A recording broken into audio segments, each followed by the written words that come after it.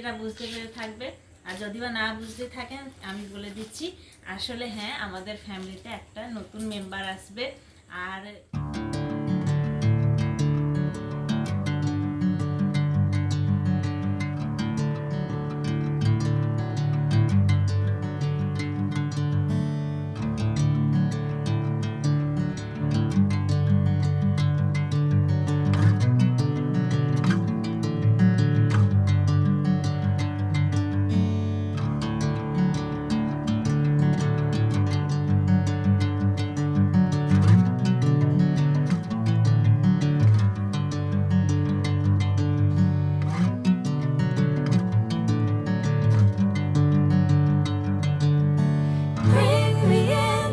কেমন আছেন সবাই? আশা করি সবাই ভালো আছেন, সুস্থ আছেন। আমি তো বেশ ভালো আছি, অনেক খুশি আছি, কেননা আজকে হচ্ছে আমাদের জগার হচ্ছে রথযাত্রা, মানে হচ্ছে আজকে পবিত্র একটা রথযাত্রা উপলক্ষে আপনাদের সবাইকে অভিনন্দন জানাই।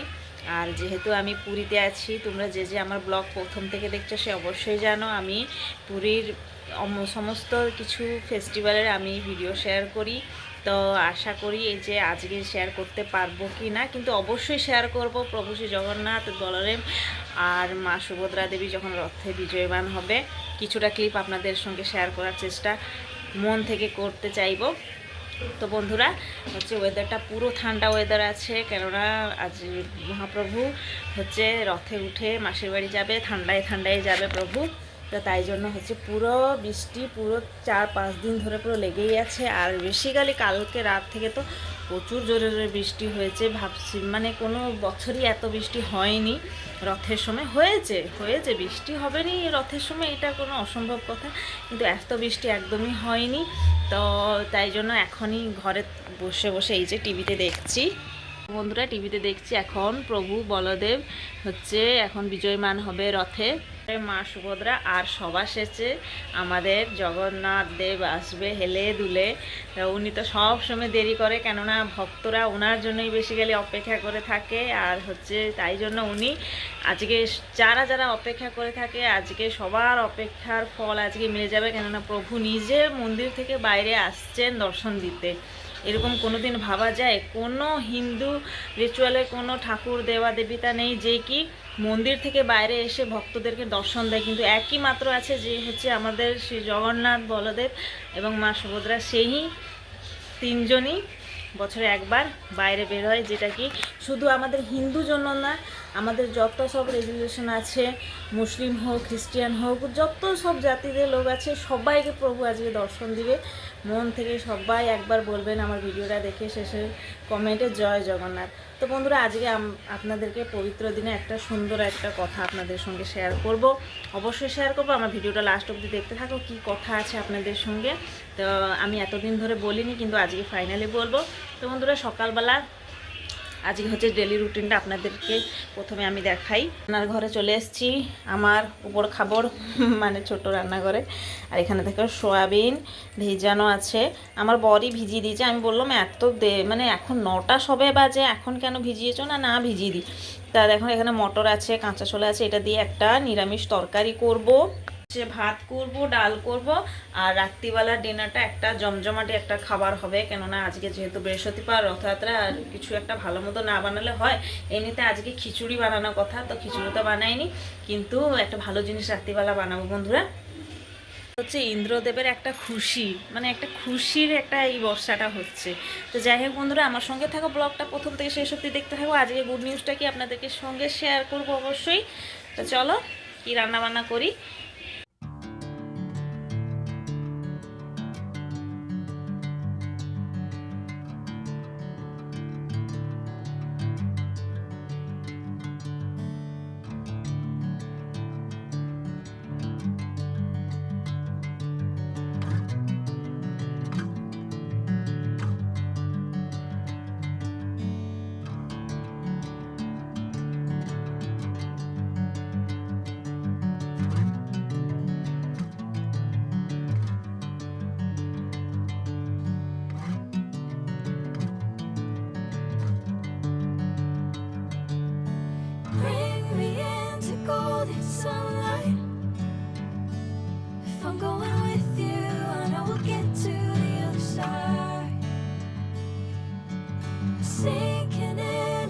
পুরো এখানে দেখো ভাত হয়ে গেছে, এই যে এখানে ভাত হয়ে গেছে।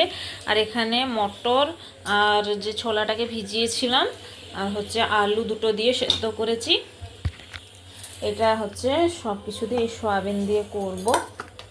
এই যে এখানে সয়াবিনটাকে ভিজিয়ে গরম মশলায় ভিজিয়ে দিয়েছিল, নরম হয়ে গেছে। এই সয়াবিনগুলো মানে যতই ভিজাও না কেন এরকম রান্না করার সময় গলে ঘেঁটে যায় না। এই সয়াবিনগুলো খুব ভালো, যেগুলো ফরচুনের যে প্যাকেটের সয়াবিনগুলো হয় খুব ভালো।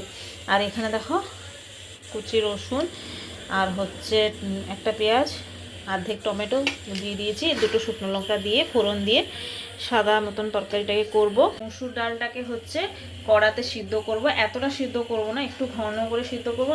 তার মধ্যে হচ্ছে রসুন দুটো, তারপরে হচ্ছে কাঁচা লঙ্কা, ওইটা ভালো করে ডালের মধ্যে দলে খেলে খুব ভালো লাগে। তো চলো বন্ধুরা আগে দেখি কতটা সেদ্ধ হয়েছে। দেখো বন্ধুরা সব কিছুই সেদ্ধ হয়ে গেছে, আলুও সেদ্ধ হয়ে গেছে, মটরও সেদ্ধ হয়ে গেছে। 4টে সিটি দিয়েছি, কেননা এইটা তো এই আধ ঘন্টা হবে ভিজিয়েছি, খোসাগুলো বের হয়নি। যাই হোক আবার আলুগুলো খোসাগুলো ছাড়িয়ে দেবো। দেখো বন্ধুরা সব কিছু রেডি করে দিয়েছি।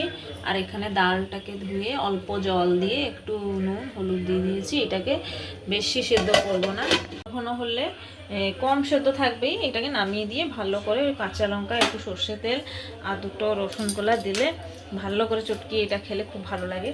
তো চলো বসিয়ে দিই, তরকারিটা বসিয়ে দিয়েছি। এই যে পুরো প্রসেসিংটা কি করে বসালাম দেখাইনি, এই তো নিরামিষ তরকারি কি, একটু ফোড়ন দিয়ে ব্যাস পেঁয়াজ টমেটো ভেজে এই যে দুটো শুকনো লঙ্কা উপরে ভাজছে, ব্যাস কষিয়ে নিলাম, বসিয়ে দিয়েছি। আর এখানে দেখো আজকে প্রথমবার বন্ধুরা বানাচ্ছি, দেখেছি অনেকেই বানিয়ে এরকম খাচ্ছে, মানে ডালটাকে বেশি সেদ্ধ না অল্প সেদ্ধ করেছি, কাঁচা লঙ্কা এইভাবে মুলে খাবো। আমি কোনোদিনও এরকম বানাইনি, আজকে প্রথমবার বানিয়েছি বন্ধুরা, কেমন হবে জানি না। দেখো বন্ধুরা ঝিমঝিম করে বৃষ্টি পড়ছে, এই যে পুরো আমাদের এই রাস্তাটা তো এত মানে বেকার রাস্তা, কি আর বলবো, যা তো হয়ে আছে আবার বৃষ্টি পড়ে দেখো পুরোটাই কাদা। এই যে দেখো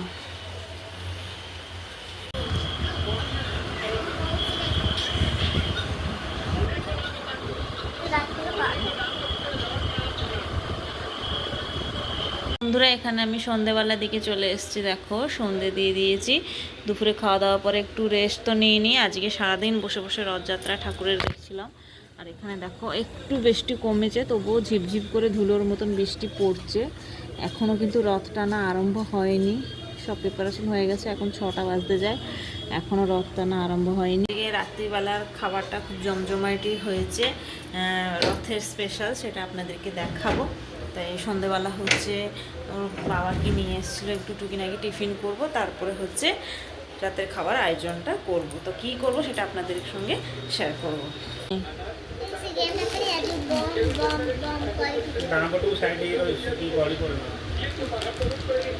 তো বন্ধুরা এখন আমি রান্নাঘরে চলে এসেছি।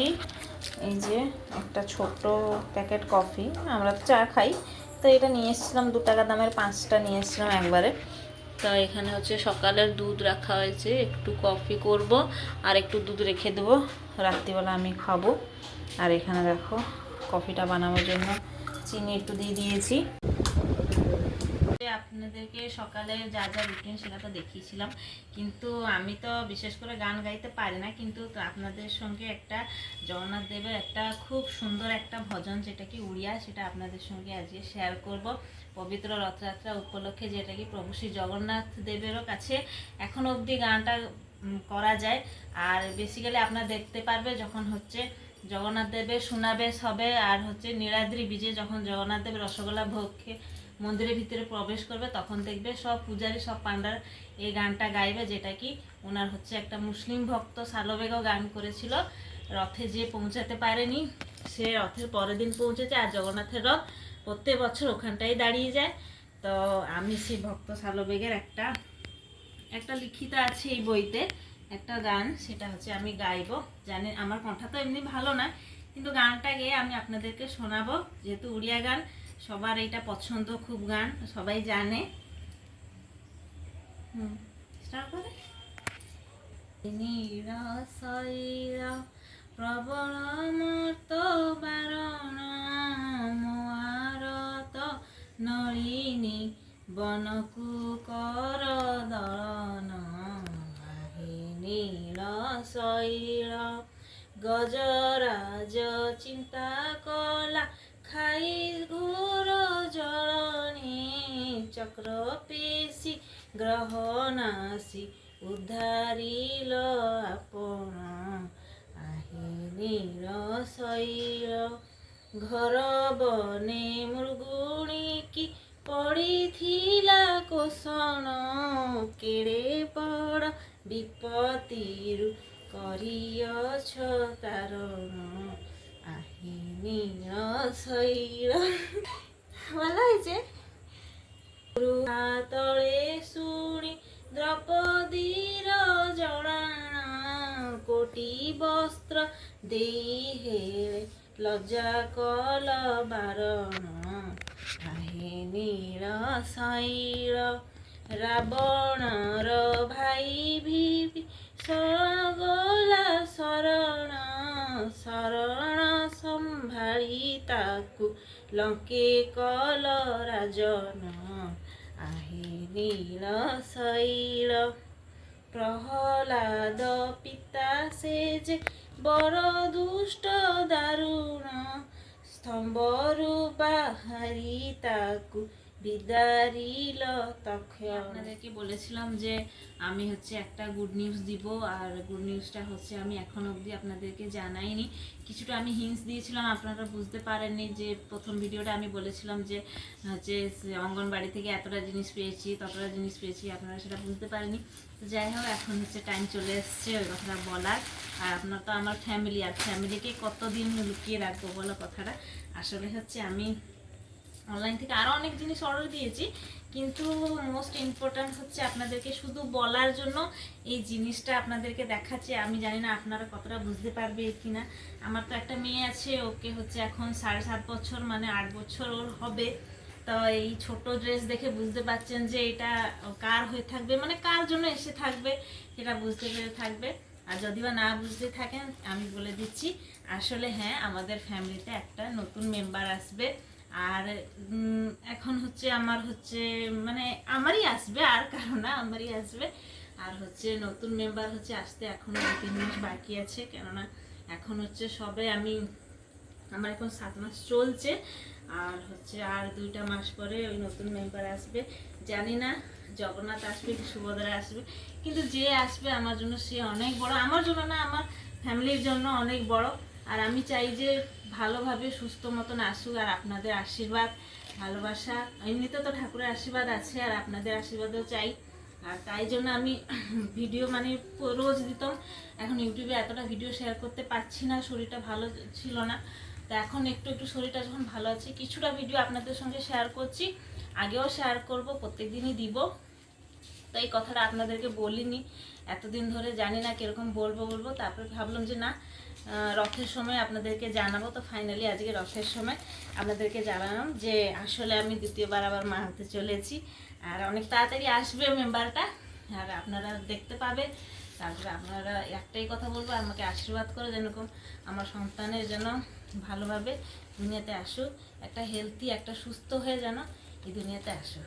তো বন্ধুরা, আজকে হচ্ছে এই কথাটাই আপনাদের জানাবো বলে আমি সকাল থেকে বলছিলাম যে আপনাদেরকে গুড নিউজ দিব বলে, একটা গুড নিউজ। তো কেমন লাগলো আমার এই গুড নিউজটা অবশ্যই কিন্তু কমেন্ট করে জানাবেন।